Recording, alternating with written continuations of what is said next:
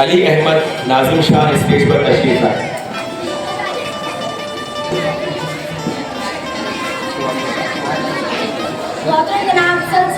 और मेरे साथियों, अस्सलाम वालेकुम रहमतुल्लाहि व बरकातहू।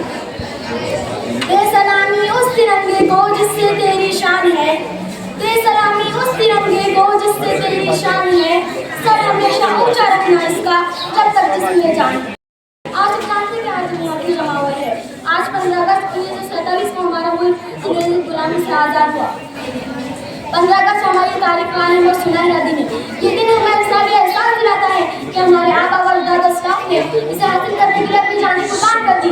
मौलाना अबुल कलाम आज़ाद, कानतुल गफ्फार खान, मौलाना मिज़ारुल हक, सुभाष चंद्र बोस, भगत सिंह जैसे अजीम शख्सियत रहे।